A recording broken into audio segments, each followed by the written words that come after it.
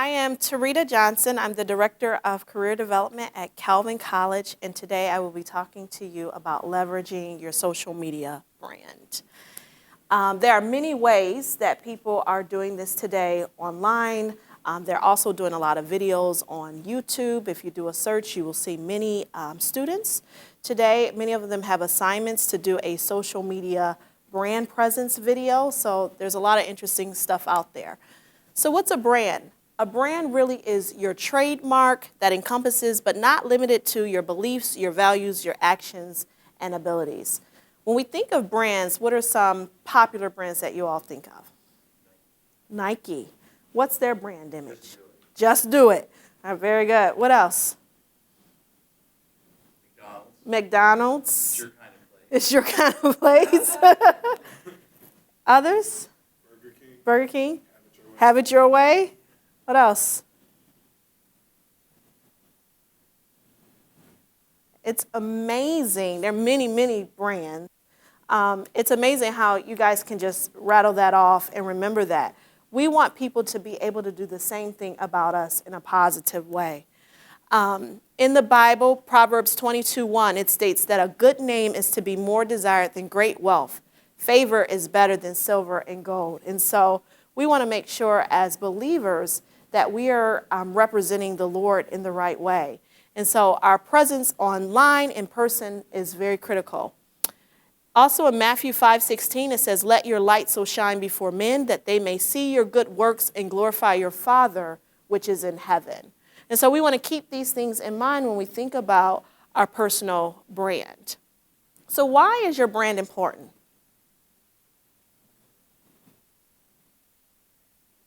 Anybody? Memorable, okay, because it's memorable. What else? It represents you. Any other reasons? So I did a lot of research on this, and JobVite does a social recruiting survey every year.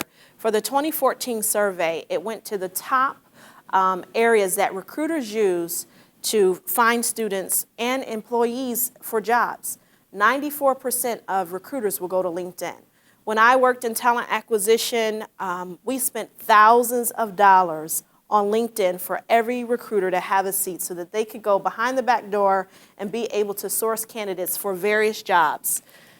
52% are going to Twitter. A lot of people are shocked when they say Twitter. People are going to Twitter to find candidates? Absolutely.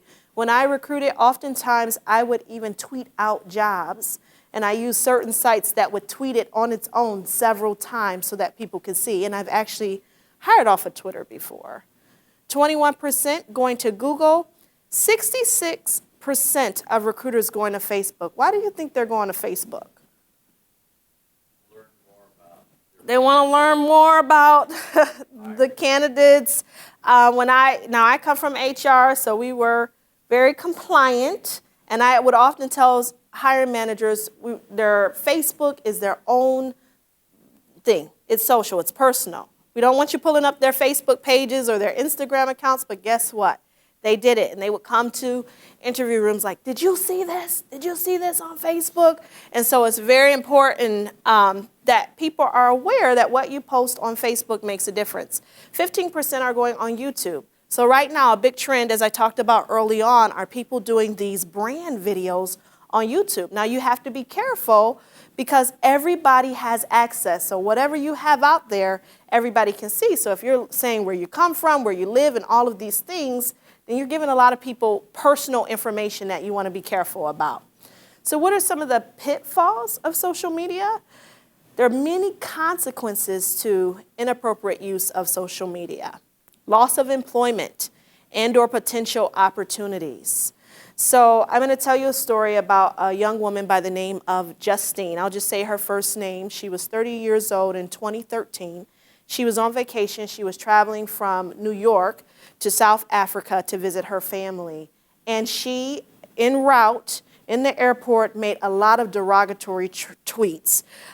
Some of them are, "Going to Africa. Hope I don't get AIDS. Just kidding. I'm white. Chili, cucumber sandwiches, bad teeth. Back in London. And on December 20th, before the final leg of her trip, she's made all these derogatory tweets about people on the plane with her and the flight.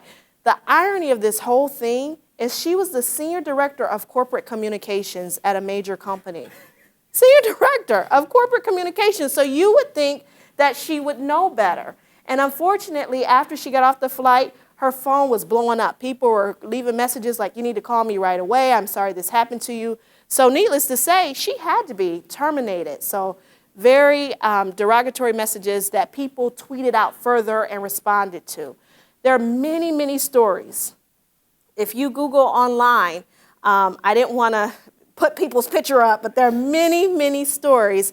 There was one young woman, she just got accepted a teaching position, and she had a picture of herself with a big glass of champagne or something. And the school called her and said, I'm sorry, your position, you're terminated. Just for the picture alone. So there's many tweets where people say negative things about their company, about their jobs, I hate work, or about their students. There's many things on teachers talking about students, and all of these people have been terminated. So it's so important because your brand, it's difficult to recover. It never goes away. Even if you delete it, people see it and they share it. So once it hits the net, people are going crazy. Loss of respect and credibility. So this Justine lady, that was in 2013, and we're still talking about her today. So it's very hard to gain that respect and credibility back. It's your reputation, and we have to be mindful, again, as believers, that we're not just representing ourselves, but we're also representing Christ. So how do people view your brand? Whether or not you are actively thinking about it or building it, brand happens. It will shape the perception of this as your business, but your business, you personally, or let it happen by accident. So we all carry a brand today. So I want you to think about what that brand is. Based on your current social media and everyday in-person brand, because not only your social media brand, every day when we show up, we have a brand. Every day when we go to class, we have a brand with our colleagues, with our employers, with our faculty members, with staff, with other students. So I want you to think about these questions. What story are you telling? Because really a brand is a story that you tell. When you think about Nike, just do it. We can ask anybody all over the world, and they're going to know that. They're going to know Burger King, have it your way. They know these brands.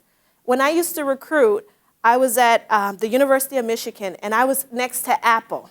Now, here I am with my company. I have this big display. I got all these trinkets and everything to draw the students into me.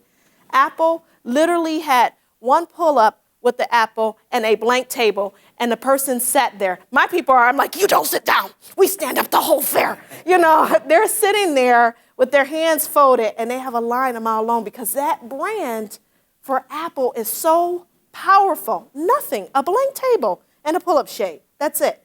So that speaks volumes. So what is the story that you're telling? Who is your audience?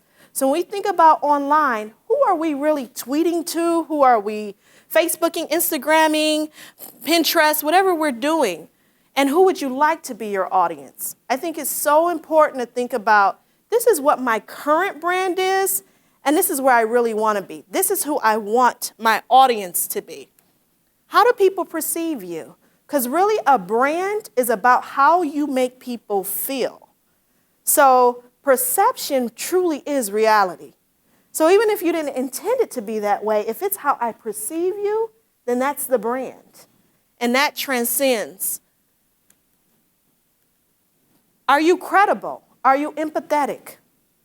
So if I'm doing networking, I always tell people you want to network. And what people don't get, networking isn't about what you can get.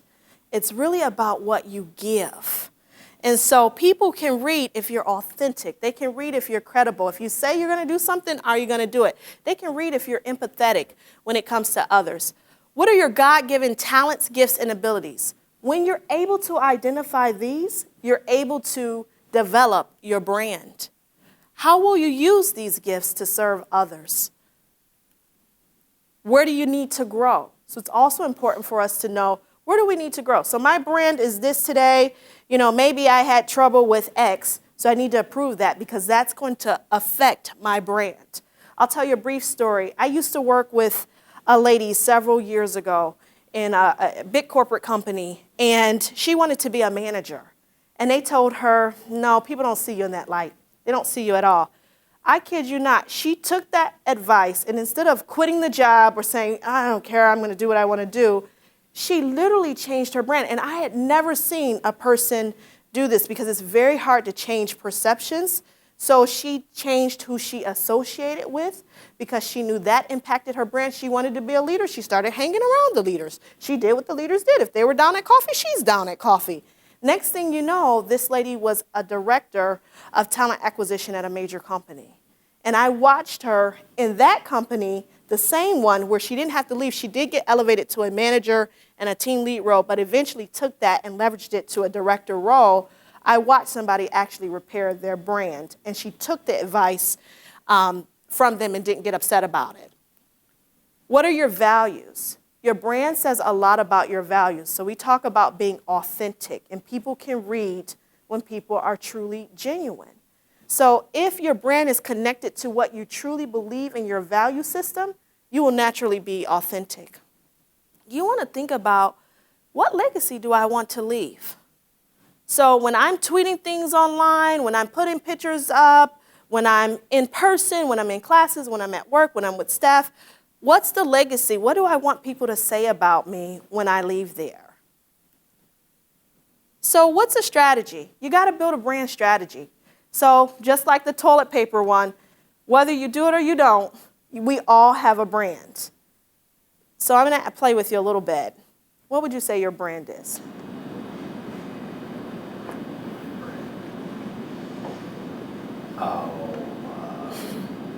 Simple. Simple. Loyal. Loyal. Yeah. I bet if I was to take a survey of this campus and ask people about you, so when I think of you, I think they're just genuinely kind. Just a nice guy. Just from the first day that I met you, you have a brand. And I bet I saw you one day out here shoveling the snow. I said, he does that too? You know, so people have a brand, and we all carry a brand, and people look at us a certain way. And so it's so important that we work at building our brand strategy. Because if we don't, now you're fortunate, your brand is just naturally who you are, but you haven't done anything to damage your brand. But most of us should work at building a personal brand. We should set monthly goals. Go ahead. Could you answer that? Or could others answer that? Okay. What's your brand? I think people think I have high energy. I do. Yeah, I'm passionate. So I know I'm truly meant to do this because I get all wired up. I was so excited about today. So just because of this. Yeah. Anybody else? That's a good question to ask. What's your brand, Taylor? Or I would say energetic and organized. Yeah. Creative. Yeah. Dean?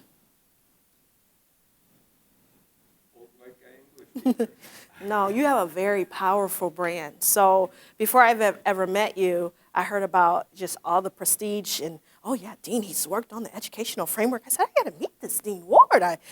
So there you have your reputation precedes you, and you develop these brands based off of how you do your day to day. What about you? I'm trying to develop my brand. Okay. I'm trying to figure out what exactly it would be, but right now I'm just in Student. And so really it's so important of thinking about now, what do I want my brand to be? Some of the first things people said about you in the office, which you don't know, he's so professional.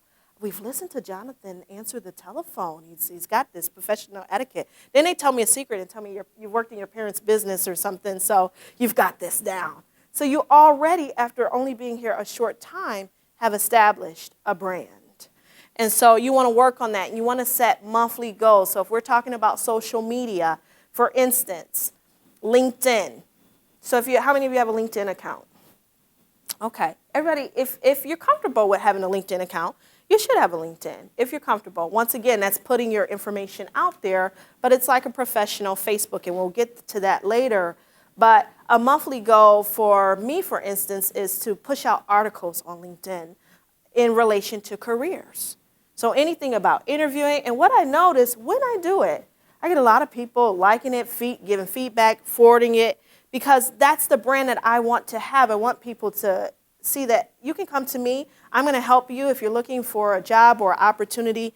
And I can't tell you how many people that, especially since I started working here, have dug me up from years ago asking me for help. And it's amazing. I don't know if it's because I've pushed out a couple of articles or what, but they've thought of me. So you want to set some monthly goals. So that makes me think, wow, I got to get on the LinkedIn game again. Calvin Link for Students Unite. For alums, that's a great way to connect with people. LinkedIn, Twitter. So for Twitter, you got to be strategic about these things. So I'm not going to tweet out, I'm going to Starbucks or I'm in Florida. What's your brand again? So I may follow companies on there because I want to see what they're doing. I may follow industry news. If I'm interested in finance, I'm going to follow everything that has to do with finance. How will that help me? If I'm a student, I'm looking, even if I'm not a student, even if in my professional career, if I'm following companies about finance, how does that help me? It keeps you informed. So when I have conversations, when I go networking, or if I happen to get an interview with these people, I know what's going on. And then I can tweet out things that are important to me that really contribute to that audience that I want to speak to in that brand. Elevator pitch. So important, and we'll talk about how to develop an elevator pitch. We should all have it. It doesn't matter if you're a student or a professional. When we're at these networking events, they can be just awkward, right? So you kind of link up, because I know you, the best thing to do, nature, is to stay with you all the time. That's a problem, because I lose. If I stick to the same person that I came to all the time, I lose out. But if I kind of spread my wings, feel the fear, and do it anyway, because people are just people, and I start connecting with people not only online but in person, then I'm really impacting my brand. So I'll give you an example. Last night we had an alumni event, and I met some great people there. We have a lot of students that come into the office that are interested in entrepreneurship. So there was a couple there that have stores and businesses, and you know who they are. And they came up to me and they said, hey, we just want to meet you. And I said, you know what? I really want to get together with you and learn how you did this, because we have a lot of students that come into the office that we don't really know how to help them when it comes to entrepreneurship. So guess what? TaRita has already sent LinkedIn requests. And then tonight when I go home, I'm going to be emailing them and saying, hey, I'd come to your business. I'd love to sit down and take you to coffee and interview you. So that's the power of using the social media brand when you connect in person and you go back. And a lot of times when you go to these events, you know what happens, because I did it all the time. You collect business cards, and then you get home and you don't know what all these cards are months down the road, and then you throw them out. A little tip is when you're doing these connections and you get business cards, as soon as you get them, you flip them over, you put the date, the event, where you met them, and a brief snippet about what you talked about, and then you link in with them on the internet, or you send them an email. And you keep the relationship going, because that impacts your brand and will help you eventually in this elevator pitch. We talked a lot about networking, and I think on a regular basis, we need to do brand assessment. What's my current brand today? So the question you ask, hey, can you do that? I need to go home and really assess that and figure out, what is my brand? And I need to talk to people and ask people, even though that may be uncomfortable. I got to do that, because that's going to help me get to where I want my brand to be. LinkedIn. So everybody should have a LinkedIn profile. If you're interested in this, how can LinkedIn help you? Professional networking. Internationally. So instead of just like in your Yes. physical place, you could be in Yes. California, or you're in Michigan, or wherever. Absolutely. It's huge. So we watched a webinar on assessments, Bob, and I emailed them because they haven't sent the presentation yet, right? Because the lady that did the presentation, guess what? I'm going to link with her and say, hey, can I sit down and have a conversation with you via phone? Because you did some amazing things. So if I'm in my line of business, I can link with other people that can help me get to where I need to be. So LinkedIn is so important. I would not be in West Michigan today if I didn't have a LinkedIn account. That's how I got here. I didn't know anything about West Michigan. I went to U of M for graduate school, so I knew that side of the state. I knew Michigan State, but that's all. And so a headhunter called me a few years ago, and she called me about a big job in Boston. And I said, oh, I'm not interested. We have a house, family, blah, blah, blah. And then she gets me all interested, and that job didn't work out. Well, she stayed connected with me. And a year later, she kept emailing me, and I kind of just was working and not paying attention. And then she called me at my desk. I said, how does she have the audacity to call me at work? And she said, TaRita, you need to check this job out. And it was for Meyer.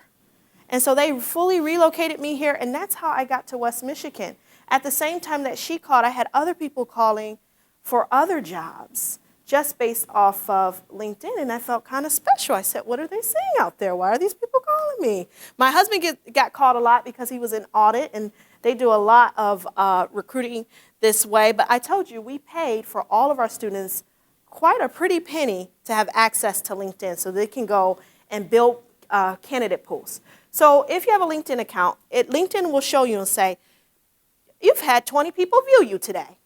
And it'll let you see for free only a few of those people that have been viewing you. And sometimes people will view you for a whole year or for several months. And when they have an opening, they hit you up.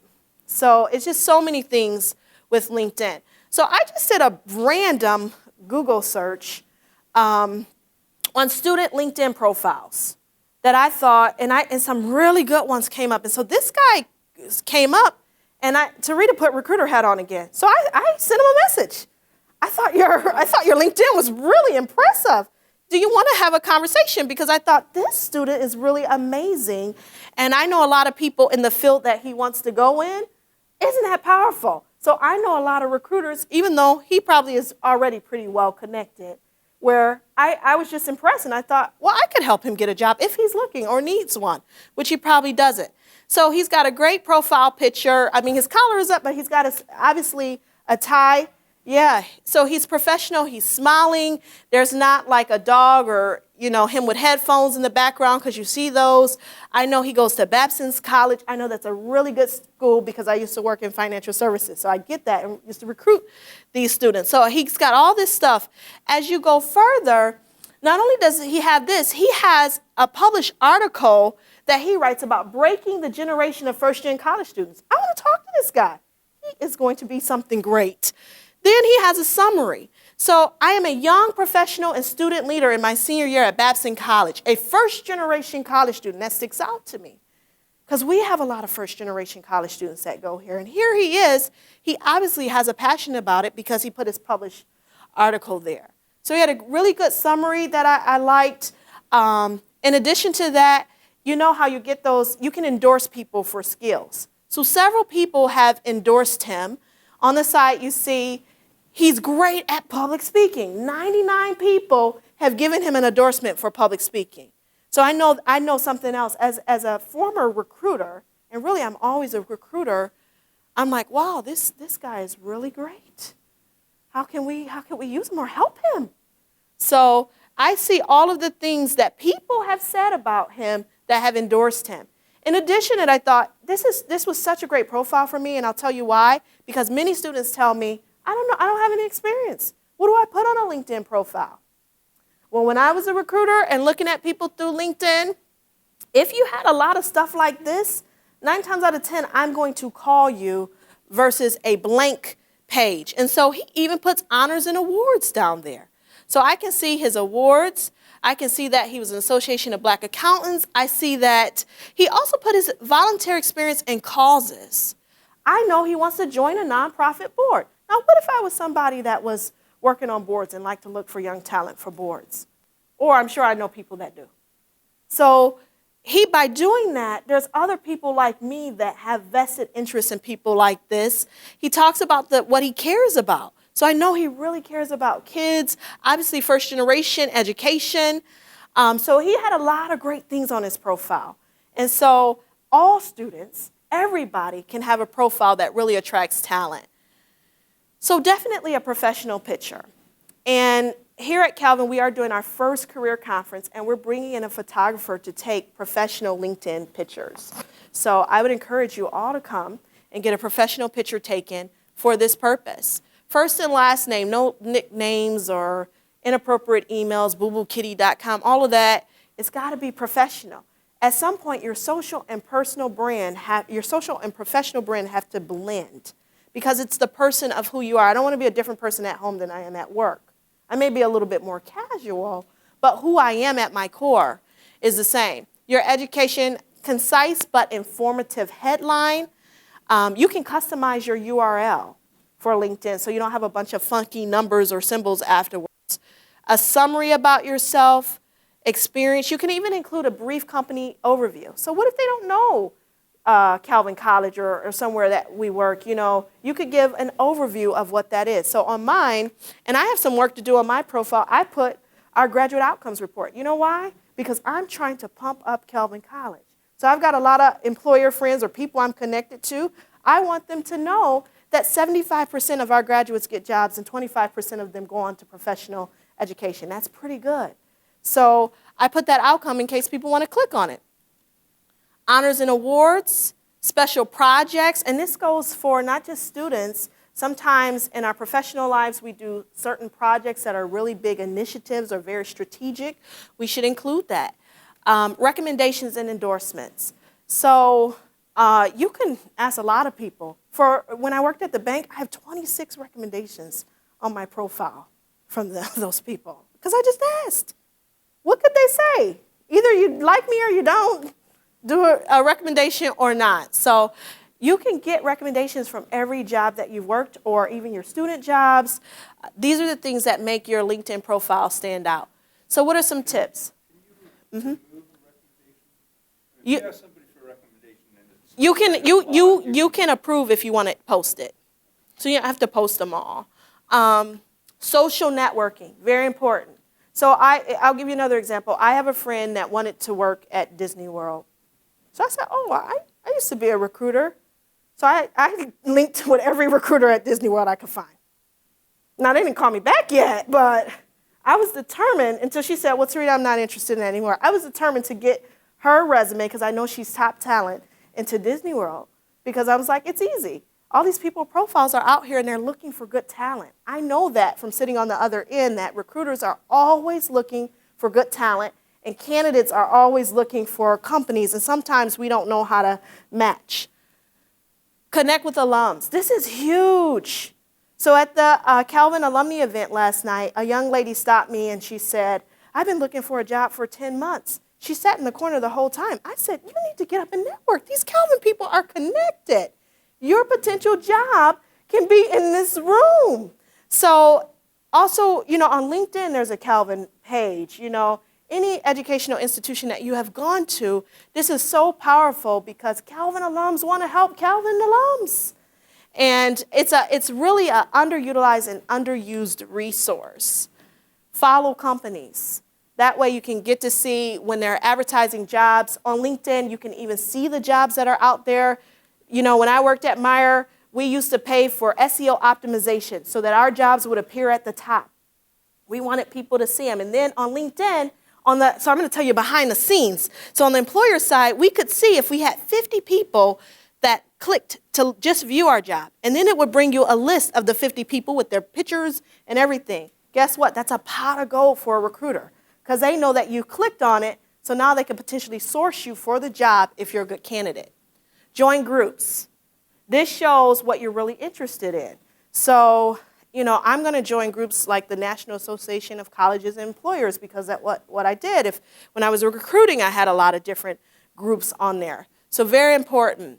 Seek job opportunities. Be active. So remember I said putting out articles. Maybe you publish or you write something that could really help someone. So remember, networking, social, recruiting, all of that is about what you give, not so much what you get. But when you give, you get a lot of blessings in return. So let's just really quick talk about the elevator pitch. It's basically a commercial about yourself that communicates who you are, what you're looking for and how you can benefit and add value to the person or the company. So you want to practice this out loud, and you want to look in the mirror, because it seems kind of corny. But when you get in those situations, it could be a wedding, it could be an employee event, it could be an organization event that you build up the courage to go to, and you're like, ah. And so what happens when we feel uncomfortable, we go to these events, and then 10 minutes in, if we don't see somebody that connects with us, we walk out. So it's so important to practice this. And the biggest thing about this, you give your pitch and you be authentic, but then you reverse it and you hear about the other person. People will talk forever about themselves. And then you're done. You just do that with enough people, and then you've met all of these people, and then you go back and you connect with them on LinkedIn. You get a lot of opportunities. So a sample one would be, hello, my name is so-and-so, and I am a senior accounting major at Calvin College. I am seeking a position at your company that will allow me to use my experience at E&Y as a summer assurance intern and apply my classroom knowledge. I am very interested in your organization because, and I feel I can develop and contribute to your growth. What is it about this that may capture the person listening? Now, I read it fast, but if I was really authentic about it, it's very direct. It tells you exactly. So, and it also, in a slight way, is telling you what I can give. What else? I like the end. I can develop and contribute to your growth. So it's like as the student is saying this, Right. they're admitting, I'm going to grow and develop myself. That's right. But I'm also going to help. I'm going to bring gifts and things. Absolutely. Now, I changed that just recently because I thought about it from the recruiting standpoint. If I am a student and I come in and say, oh, well, yeah, I could help you, I'm going to add value, and I don't say that other piece, then it looks like I have no room to grow. And employers fear that, especially with millennials. So, yeah, it's showing that I can learn something from you, but I also want to give. So that brings me to the close, and I'm going to open it up to questions, but we have a lot of great upcoming events. April 13th, tomorrow, Karen is doing a great presentation. She's had 4 kids. She's lived on a part-time salary. She knows how to stretch a dollar. So she's going to teach students how to do that. I'm doing a presentation on the 21st. I'm very passionate about this. I landed an internship or a job. Now what? Because once you get the internship, that's only half of the battle. How do you stay on the job, and how do you promote within that job? So I'm doing a presentation on that. We have our teacher search on April 26th, and April 27th is our very first Calvin Career Fair. We have a waiting list because in the morning we have employers actually coming to put students through interviews. So they'll do 2 30-minute interviews, and they will also do a presentation. After that, they will have workshops that everybody is welcome to attend. But this is to give students that real-life experience from the people that do this on a regular basis. Definitely like us on Facebook, and don't wait until it's too late. Career Development has a lot to offer, and we can assist you with a lot of things. It is a misconception that you come in a panic your junior or senior year. We really need to start with you your first year. Any questions? You talked about publishing articles on LinkedIn. I'm guessing you can just post. Yeah, you can just post. Yeah. There isn't any screening process. No. What are the kind of topics that people? So it could be. Sort of job related. It could be job related, or it could be whatever you do. So if you want to showcase, that. I'm really interested in, English literature in the 19th century or something, and that's going with your profile, you could post something like that. It just depends on who the audience is that you're trying to capture, what you're trying to show. And it would be short, nothing long that people won't want to read, because people's attention spans is about, 20 minutes, if that. But if you do some sourcing, you'll see people put some interesting stuff out there. Like I put anything out there about interviewing, resume, anything like that. And I haven't done so in a while, but I usually am sharing other people's articles. I think it's smart to put just a writing sample. Yeah, absolutely. That is one of the critical skills, regardless of industry, that every employer is looking for. When NACE did a survey of about 660 employers across industries, across the country, and they came up with these competencies that are critical, and one of them, most of them were soft skills, but one of them was definitely written and verbal communication. So. What are some exercises or some ways to help students sort of boil themselves down to that personal brand? So ways that they can kind of condense themselves into that shorter version, 3 or 4 words that really just... Yeah, I would, we could definitely help them in our office to really craft a brand image and a brand strategy. Because I get what you're saying, they have so many different things. So we would start with those values, those interests, and what is going back to what's the audience? Who do you want to really your brand to be for? And then kind of filter it down from there. Some people have multiple brands, they may be professor by day, comedian at night, so there are a lot of people that, have a couple different ones, so. But all in all, who you are and your character is the same, so. Other questions? All right, well, we do have handouts. Thank you. Okay.